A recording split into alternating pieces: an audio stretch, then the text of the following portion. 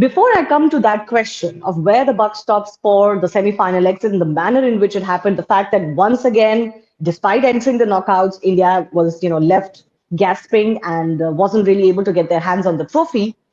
This decision that the board has taken to stack the selection panel, was it something you saw coming?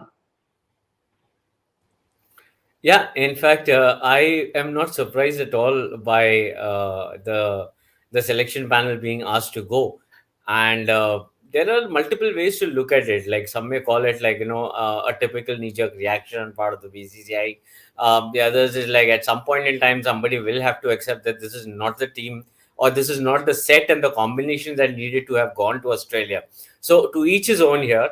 But at the end of the day, they had to start somewhere. There is a great deal of correction required. Now, who's here to put a finger and say where exactly does this, correction process needs to begin from?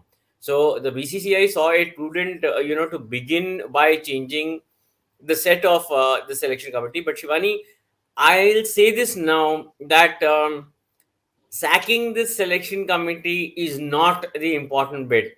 The applications that they have called for in terms of inviting applications for the new selection committee, I think Hmm. that's where things are more important, because I want to see how does BCCI go ahead and do anything different from what it has done, over the last couple of years. Hmm.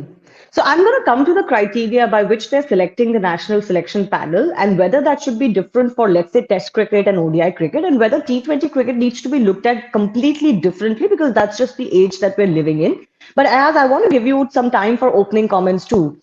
Sacking the selection panel. Now, when we look at the World Cup campaign, I don't think the first thing that comes to your mind is that we didn't have the team that should have gone to Australia, which may have been the case 1 year ago in the last World Cup. So, is this a decision that needed to be taken according to you? Such a drastic decision? I don't know the last time something like this was done. Or is this just a way of showing that, yes, we are doing something because we didn't do very well?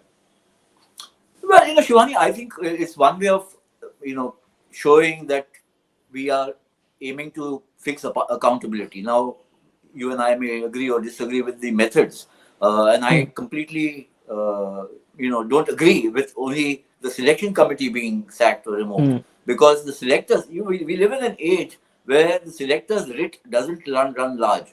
It's what the captain and the chief coach. Can you imagine that captain and chief coach accepting just the players given by the selection committee, half of whom Hmm. never have played, too much of international cricket in any format. So Hmm. there might be the odd player who has, or maybe two out of five. But I think that, and also, once the team is so, ultimately, what are they choosing the team from? From about 40, 45 probables that exist. 20, Hmm. 25 of them are given central contracts. And from those, you choose the teams for the three formats. Once that selection is made, it is the captain and the chief coach who decide which team is going to play in the playing, which players are going to play in the playing 11. It's the Hmm. captain and the chief coach who assign roles for them, who instruct them before and during the match as to what needs to be done. And also, of course, the intelligence of the players themselves. I mean, maybe a Hmm. handful of them may be rookies, quite a few of them are seasoned enough, some of them are veterans. So it's not that they don't know and they have to be handheld right through everything, and therefore those people who are choosing them are people who are responsible for a setback or a debacle, as you may want to see it.